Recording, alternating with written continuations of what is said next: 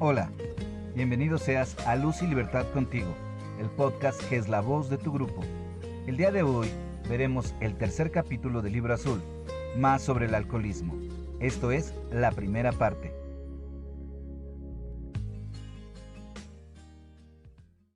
Capítulo 3. Más acerca del alcoholismo. La mayoría de nosotros hemos sido remisos a admitir que éramos realmente alcohólicos.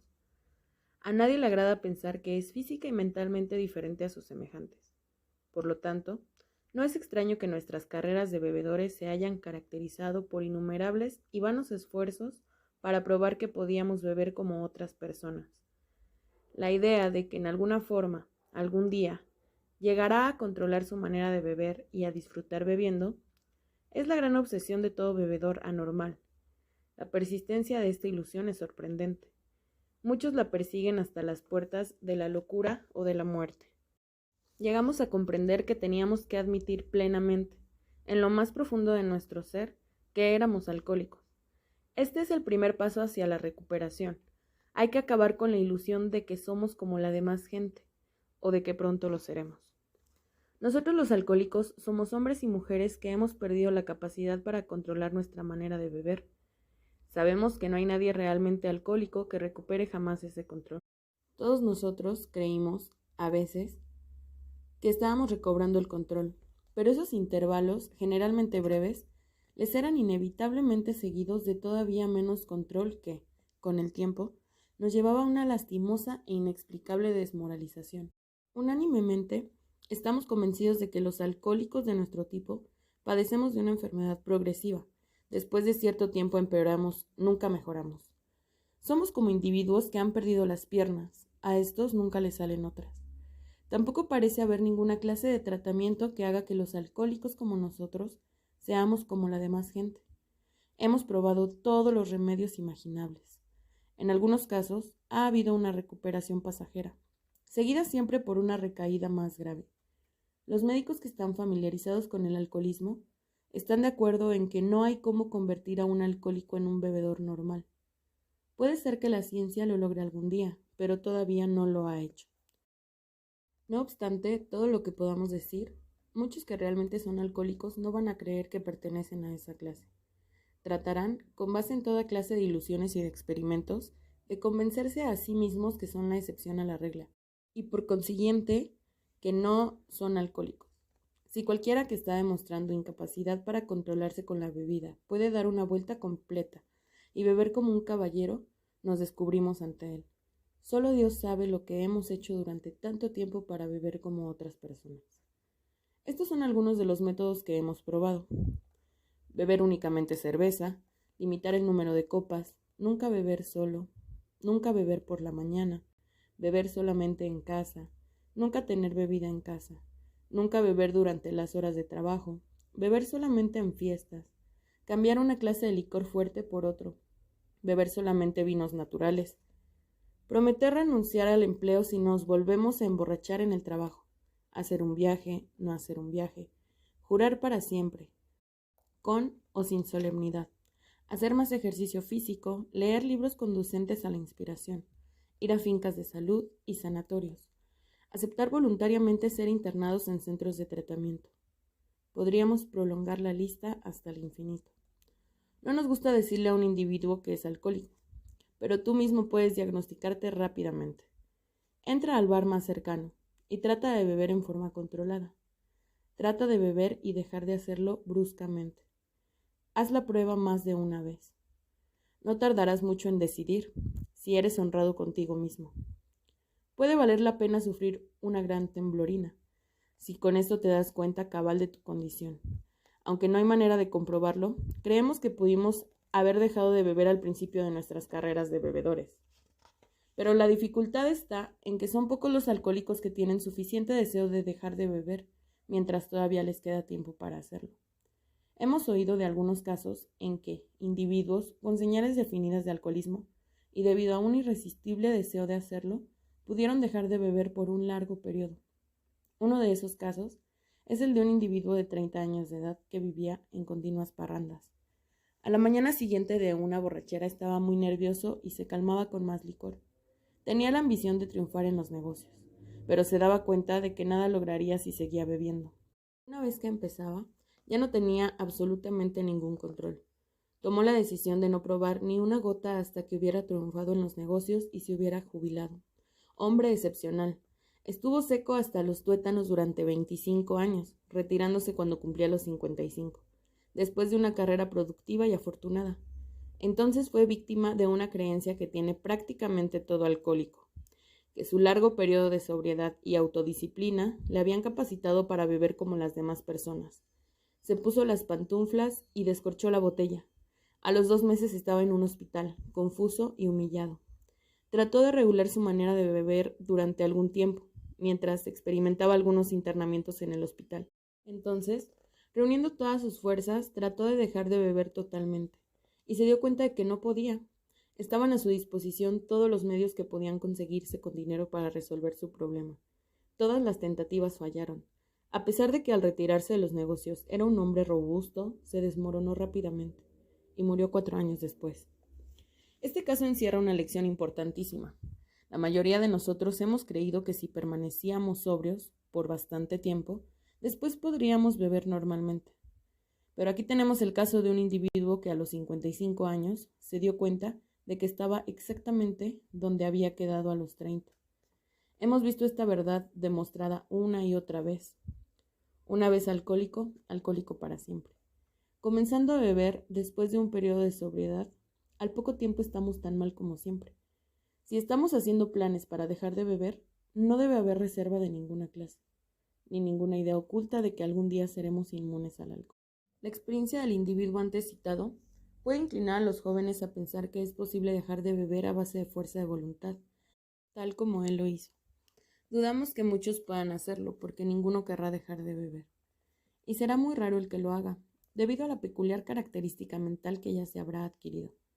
Algunos de los de nuestra comunidad, individuos de 30 años de edad y aún menos, habían estado bebiendo durante pocos años, pero se encontraron en una situación tan desesperada como la de los que habían estado bebiendo 20 años.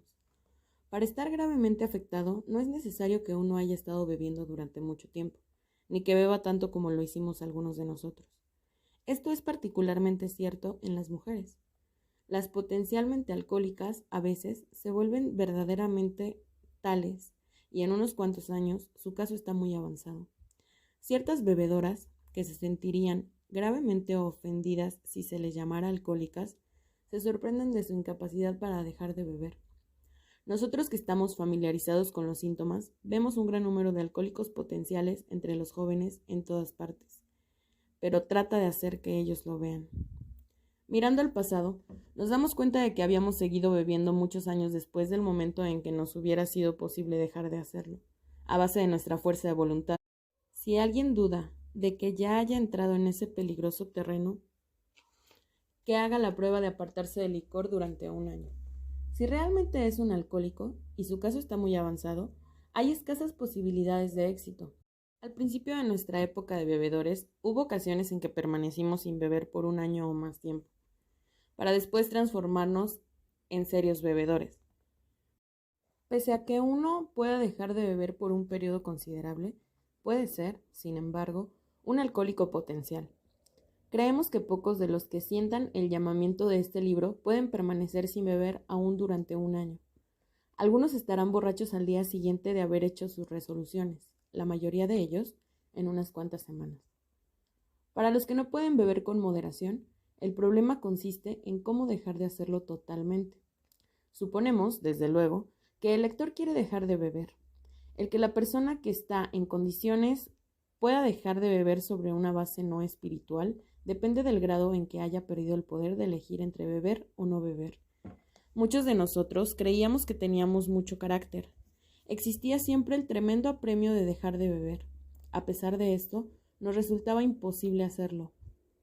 Esa es la característica desconcertante del alcoholismo, tal como lo conocemos. Esta total incapacidad para dejar la bebida sin importar lo mucho o lo grande de la necesidad de hacerlo. ¿Cómo podremos entonces ayudar a nuestro lector a decidir, a su propia satisfacción, si es uno de nosotros? El experimento de dejar de beber por un tiempo ayudará, pero creemos poder hacer un servicio más grande a los que padecen del alcoholismo, y tal vez incluso a la profesión médica. Por lo tanto, describiremos algunos de los estados mentales que preceden a la recaída en la bebida, porque obviamente este es el punto crucial del problema. ¿Qué clase de pensamiento predomina en el alcohólico que repite una y otra vez el desesperante experimento de la primera copa? Los amigos que han razonado con él después de una borrachera que lo ha llevado hasta el punto del divorcio o la bancarrota, se quedan desconcertados cuando lo ven ir directamente a la cantina. ¿Por qué lo hace? ¿En qué está pensando? Nuestro primer ejemplo es el amigo a quien llamaremos Jim. Este individuo tiene una esposa y una familia encantadoras. Heredó una lucrativa agencia de automóviles. Tiene una recomendable hoja de servicio de la Guerra Mundial. Es un buen vendedor y goza de simpatías generales. Es un hombre inteligente, normal hasta donde podemos ver, excepto por su índole nerviosa. No bebió hasta los 35. Al cabo de unos cuantos años se ponía tan violento cuando bebía que hubo necesidad de internarlo. Al salir del centro de tratamiento se comunicó con nosotros. Le hablamos de lo que sabíamos acerca del alcoholismo y de la solución que habíamos hallado. Puso manos a la obra. Su familia se reunió nuevamente y empezó a trabajar como vendedor en el negocio que había perdido por sus borracheras. Todo marchó bien por algún tiempo, pero él dejó de engrandecer su vida espiritual. Para su consternación, se emborrachó media docena de veces en rápidas sucesiones. En cada una de estas ocasiones trabajamos con él, examinando cuidadosamente lo que había sucedido. Estuvo de acuerdo en que era un alcohólico y que su condición era grave. Sabía que se enfrentaba a otra estancia en el centro de tratamiento si seguía bebiendo. Más aún, perdería a su familia, por la que sentía un gran cariño. Pese a todo esto, volvió a emborracharse. Le pedimos que nos dijera exactamente cómo había sucedido. Esta es la historia. Fui a trabajar el martes por la mañana. Recuerdo que me sentí disgustado porque tenía que ser vendedor en un negocio del que antes había sido dueño. Crucé unas palabras con el patrón, pero no fue nada serio. Entonces decidí irme al campo en mi automóvil a ver a un posible cliente. En el campo sentí hambre y me detuve en un lugar donde había una cantina. No tenía intención de beber, solamente pensé en comerme un sándwich. También se me ocurrió que podía encontrar algún cliente en ese lugar, ya conocido, porque lo había frecuentado durante años. Me senté ante una mesa y pedí un sándwich y un vaso de leche. Todavía no pensaba en beber. Luego pedí otro sándwich y decidí tomarme otro vaso de leche. Repentinamente, cruzó por mi mente la idea de que si le pusiera una onza de whisky a la leche, no podría hacerme daño, teniendo el estómago lleno. Pedí el whisky y se lo eché a la leche. Vagamente percibí que no estaba siendo muy vivo, pero me tranquilicé pensando que estaba bebiendo el licor con el estómago lleno. El experimento iba tan bien que pedí otro, y lo eché en más leche. Esto no pareció molestarme, así que lo repetí. Así empezó para Jim un viaje más al centro del tratamiento. Existía ahora la amenaza del encierro, la pérdida de la familia y del empleo, sin mencionar el intenso sufrimiento físico y mental que la bebida le causaba siempre. Se conocía bien como alcohólico. A pesar de esto, eran apartadas fácilmente todas las razones para no beber a favor de la disparatada idea de que podía tomar whisky si lo mezclaba con leche. Cualquiera que sea la definición precisa de la palabra, nosotros la llamamos simplemente locura. ¿Cómo puede llamársele de otro modo a semejante desproporción en la capacidad para pensar cuerdamente? Puedes creer que este es un caso extremo. Para nosotros no lo es, porque esta manera de pensar ha sido una característica de cada uno de nosotros. A veces, hemos reflexionado más que Jim acerca de las consecuencias, pero siempre se produjo el curioso fenómeno mental de que, paralelo al razonamiento cuerdo, se le ocurrió alguna excusa insanamente trivial para tomar la primera copa. Nuestra cordura no fue suficiente para frenarnos. La idea insana predominó. Al día siguiente nos preguntábamos con toda seriedad y sinceridad cómo había podido suceder eso. En algunas circunstancias hemos ido a emborracharnos deliberadamente, sintiéndonos justificados por el nerviosismo, la ira, la preocupación, la depresión, los celos o cualquier otra cosa por el estilo. Pero aún tratándose de esta forma de empezar, estamos obligados a admitir que nuestra justificación por una bebetoria fue insanamente insuficiente, tomando en cuenta lo que siempre había pasado. Ahora vemos que, cuando empezábamos a beber deliberadamente en vez de casualmente, durante el periodo de premeditación, nuestra manera de pensar en lo que podrían ser las terribles consecuencias era poco seria o efectiva. Con respecto a la primera copa, nuestro proceder es tan absurdo e incomprensible como el del individuo, pongamos por caso, que tiene la manía de cruzar a media calle. Siente cierto placer en saltar frente a vehículos que van a gran velocidad. Durante unos años se divierte así, a pesar de las amistosas advertencias. Hasta aquí tú lo calificarás como un tonto con ideas raras acerca de lo que es divertirse. Más tarde la suerte lo abandona y es lastimado levemente, varias veces seguidas. Pensarías que aquel individuo, si es normal, no lo volvería a hacer. Al poco tiempo, sin embargo, reincide, y esta vez sufrió una fractura de cráneo. Después de una semana de salir del hospital, lo atropella un tranvía y le rompe un brazo. Te dice que ha decidido dejar de cruzar a media calle, de una vez por todas, pero a las pocas semanas le rompen las dos piernas.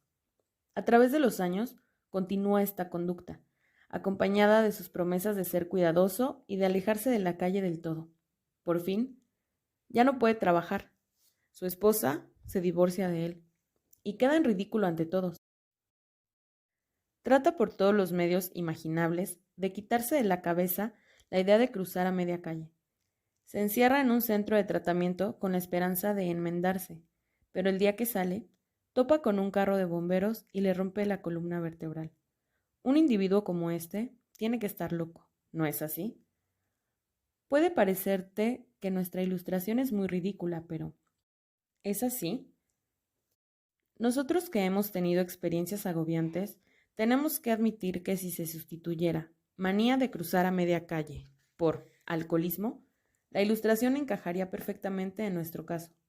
Por muy inteligentes que hayamos demostrado ser en otros aspectos, en lo que concierne al alcohol, hemos sido extrañamente dementes. Este es un lenguaje fuerte, pero ¿no es cierto? Algunos de ustedes estarán pensando, si lo que dices es cierto, pero no del todo aplicable. Admitimos que tenemos alguno de esos síntomas, pero no hemos llegado a los extremos que ustedes llegaron, ni parece que llegaremos.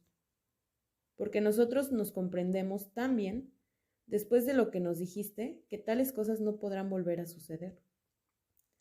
No hemos perdido todo en la vida por la bebida y, desde luego, no tenemos la intención de que así suceda. Gracias por la información. Eso puede ser cierto, si las personas que lo dicen no son alcohólicas que, a pesar de estar bebiendo tontamente y con exceso, pueden moderarse porque su cerebro y su cuerpo no se ha dañado como pasó con los nuestros. Pero el que es efectiva y potencialmente alcohólico, con casi ninguna excepción, será absolutamente incapaz de dejar de beber a base del conocimiento de sí mismo. Este es un punto que queremos enfatizar y reenfatizar, para que les entre bien en la cabeza a nuestros lectores alcohólicos, así como nos ha sido revelado a nosotros a través de la amarga experiencia. Pasemos a otra ilustración. Fred es socio de una bien conocida empresa de contabilidad. Sus entradas son buenas. Tiene un magnífico hogar. Está casado felizmente y es padre de muchachos prometedores en edad de la universidad. Tiene una personalidad muy atractiva, que hace amistad con todos. Si ha habido un hombre de negocios próspero, Fred lo es. Según todas las apariencias, es un individuo estable y bien equilibrado. A pesar de todo esto, Fred es un alcohólico. Lo vimos por primera vez hace un año en un hospital, al que había ido a recuperarse de un tembloroso ataque de nervios. Era su primera experiencia de esa clase y estaba muy avergonzado de lo que le pasaba. Lejos de admitir que era alcohólico, se decía a sí mismo que había ido al hospital a descansar de sus nervios. El médico le indicó con firmeza que podía estar peor de lo que creía. Durante unos días se sintió deprimido por su condición. Tomó la resolución de dejar de beber totalmente. Nunca pensó que tal vez no lo pudiera hacer, a pesar de su carácter y de su posición. No creía ser un alcohólico, y mucho menos aceptaba un remedio espiritual para su problema. Le dijimos lo que sabíamos acerca del alcoholismo. Se interesó y concedió que tenía algunos de esos síntomas, pero distaba mucho de admitir que no podía hacer nada por sí mismo. Estaba convencido de que esta humillante experiencia, unida a los conocimientos que había adquirido, lo mantendría sobrio el resto de la vida. El conocimiento de sí mismo lo arreglaría todo. No volvimos a oír de Fred por algún tiempo. Un día nos dijeron que había regresado al hospital. Esta vez estaba muy tembloroso. Pronto indicó que estaba ansioso de vernos. La historia que nos contó es sumamente instructiva, porque se trata de un individuo absolutamente convencido de que tenía que dejar de beber, que no tenía ninguna excusa para beber, que demostraba un juicio y una determinación espléndidos en todos sus otros asuntos, pero que, a pesar de todo esto, era impotente ante su problema. Dejemos que sea él quien te lo cuente. Me impresionó mucho lo que ustedes dijeron acerca del alcoholismo, y francamente no creí posible que yo volviera a beber. Aprecié en algo sus ideas sobre la sutil demencia que precede a la primera copa, pero tenía confianza en que no me podía suceder a mí, después de lo que yo ya sabía. Razoné que mi caso no estaba tan avanzado como los de la mayoría de ustedes, que había tenido un éxito excepcional en vencer mis otros problemas personales y que, por consiguiente, también tendría un buen éxito donde ustedes habían fallado. Sentía que tenía todas las razones para tener confianza en mí mismo, que solo era cuestión de ejercer mi fuerza de voluntad y de mantenerme alerta. En este estado de ánimo, me dediqué a mis negocios, y todo fue bien. No tenía dificultad en rehusar las copas que me brindaban, y empecé a pensar si yo no había estado complicando un asunto tan sencillo. Un día fui a Washington para presentar unos comprobantes de contabilidad en un departamento de gobierno. Ya me había ausentado con anterioridad durante este periodo de abstinencia, así es que no era nada nuevo. Físicamente me sentía muy bien, tampoco tenía problemas o preocupaciones apremiantes. Mi negocio salió bien, estaba satisfecho y sabía que también lo estarían mis socios. Era el final de un día perfecto, y no había ninguna nube en el horizonte. Me fui al hotel y me vestí despacio para ir a cenar. Al cruzar el umbral del comedor, me vino a la mente la idea de que sería agradable tomar un par de cócteles antes de la cena. Eso fue todo, nada más. Pedí un cóctel y mi cena. Luego pedí otro cóctel. Después de la cena decidí dar un paseo a pie. Cuando regresé al hotel, se me ocurrió que me sentaría bien un traguito antes de acostarme. Entré al bar y me tomé uno. Recuerdo haber tomado algunos más esa noche, y bastantes al día siguiente.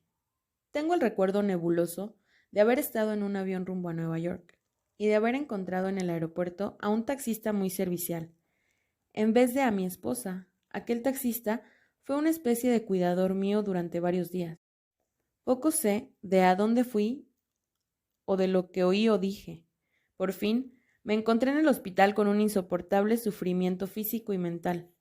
Tan pronto como recobré la capacidad de pensar, repasé cuidadosamente lo sucedido aquella noche en Washington.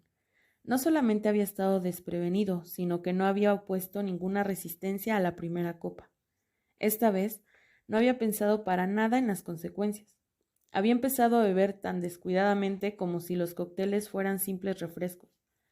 Recordé entonces lo que me habían dicho mis amigos alcohólicos, como habían vaticinado que, si tenía una mentalidad de alcohólico, el tiempo y el lugar se presentarían, que volvería a beber.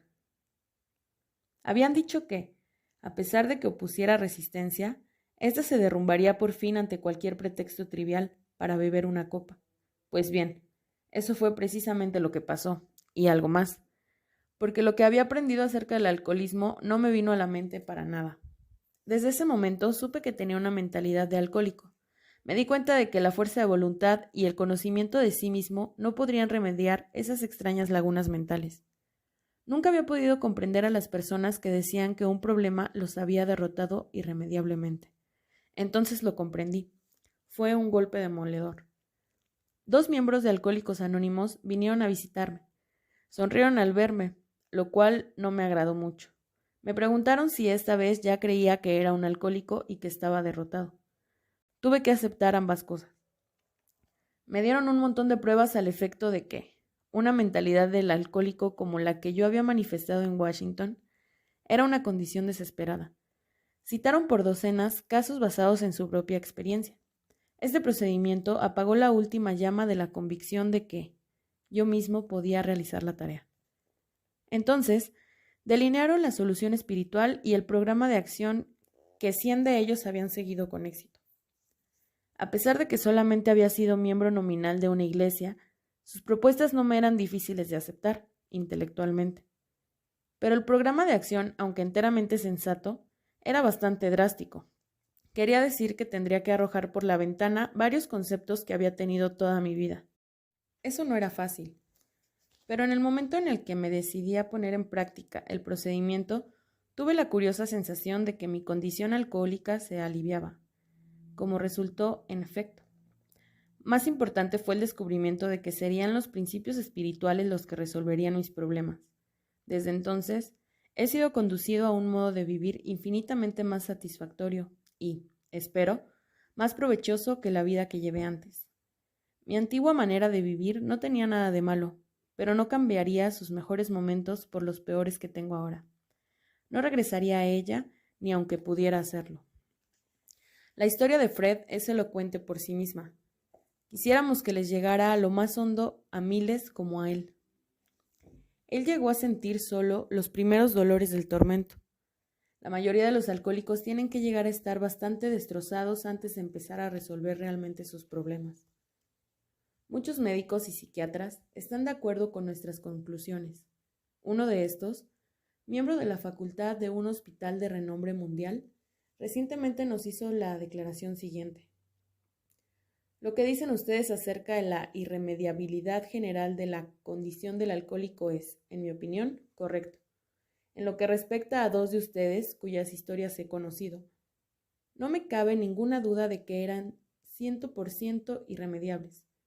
Si se hubieran presentado como pacientes a este hospital, de haberlo podido evitar, no los habría aceptado. Personas como ustedes destrozan el corazón. Aunque no soy una persona religiosa, siento un respeto profundo por el enfoque espiritual, en casos como los de ustedes.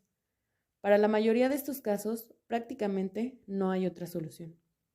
Una vez más, insistimos en que, en ciertas ocasiones, el alcohólico no tiene ninguna defensa mental efectiva contra la primera copa, excepto en unos cuantos casos raros.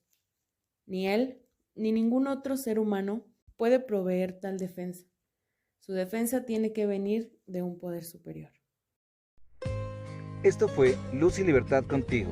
Recuerda suscribirte y si quieres participar leyendo o compartiendo algún tema, mándanos un mensaje a nuestro correo electrónico luzylibertad45@gmail.com.